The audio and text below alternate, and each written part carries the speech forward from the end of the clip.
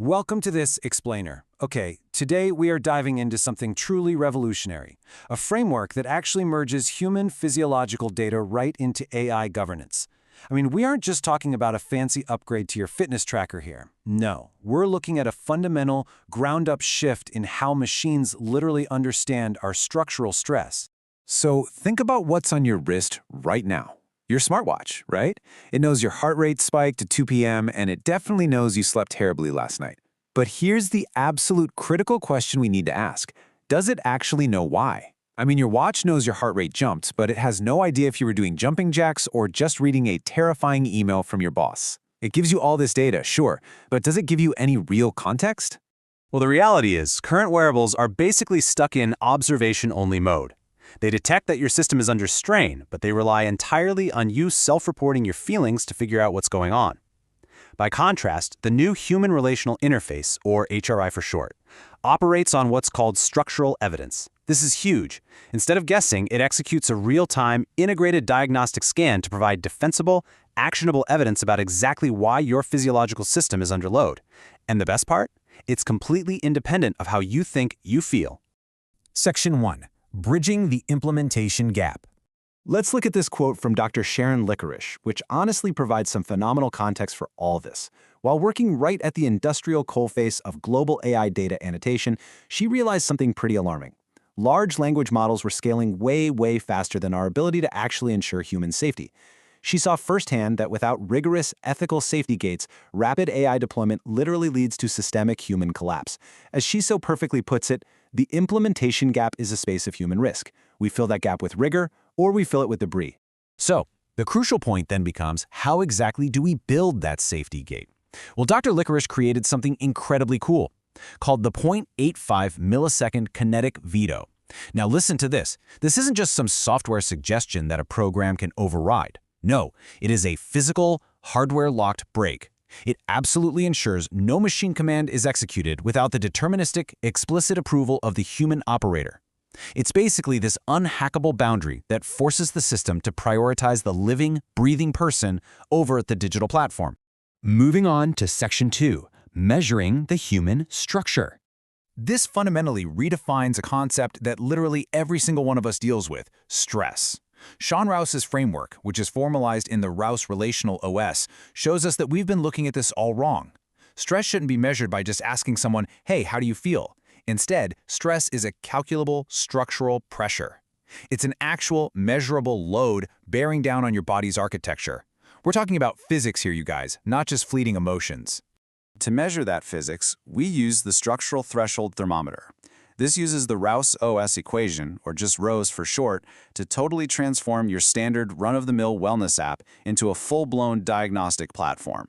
It completely skips those subjective user surveys. Instead, it calculates the exact, literal structural load you are carrying, classifying it from a low-load state all the way up to a critical load state, where honestly structural reinforcement is absolutely required. And how does it do this? The system pulls it off by categorizing your load into 5 distinct structural regulators. First, we have environment, that's the external pressure hitting you. Then self, which is your own internal capacity to handle things. Next is mortar. This represents the health of your relational bonds with others. After that, reciprocity, which tracks the load imbalances between you and the people around you. And finally, time, the factor that amplifies absolutely everything else. By breaking it down like this, it takes all the guesswork out of exactly why your physiological system is under strain. So what happens is, raw data from your wearable gets actively translated into these specific domains we just talked about. For instance, a sustained elevated resting heart rate isn't just tossed into a bucket called generic stress. No, it maps directly to environment load.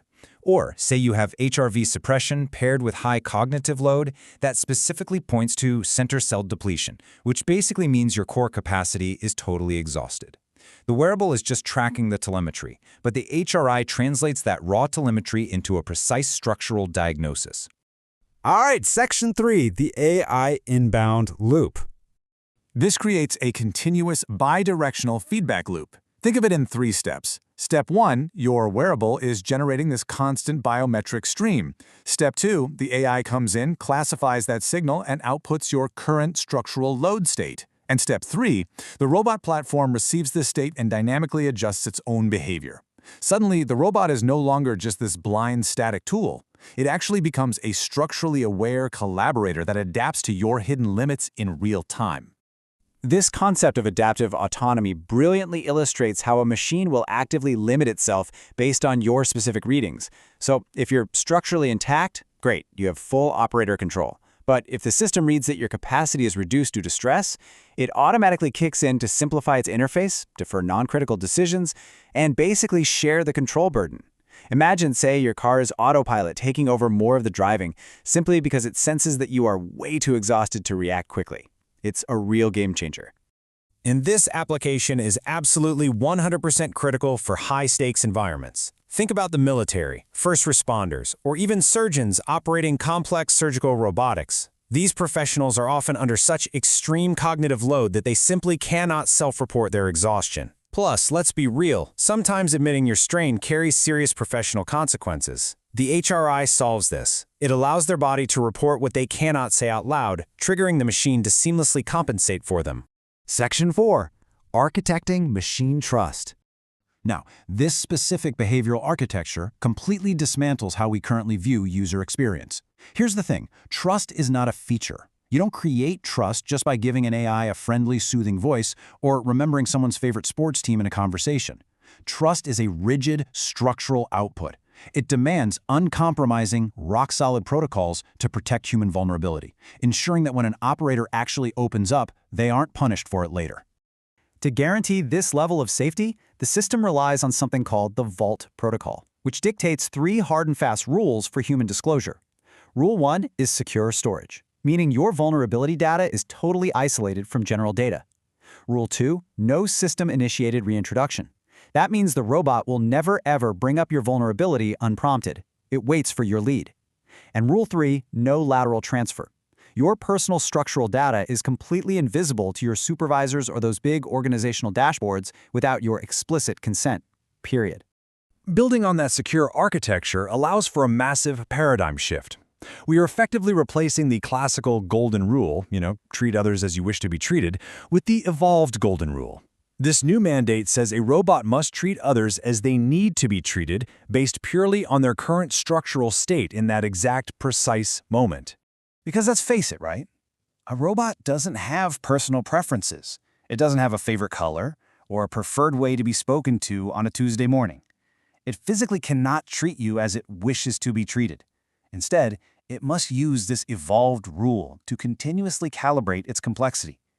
If you are structurally compromised, it's not going to bombard you with complex multi-part questions. It automatically dials down the cognitive demand to exactly what you can handle right then and there. Ultimately, this explainer leaves us with a profound and honestly somewhat ironic question to ponder. As these incredible machines become perfectly attuned to our structural breaking points, actively adjusting themselves to protect us from ourselves, will that reflection finally force us to honor our own human limits? Well, thank you so much for joining me on this explainer today. I really hope this sparks some deep thoughts on how you view your own measured self. See you next time.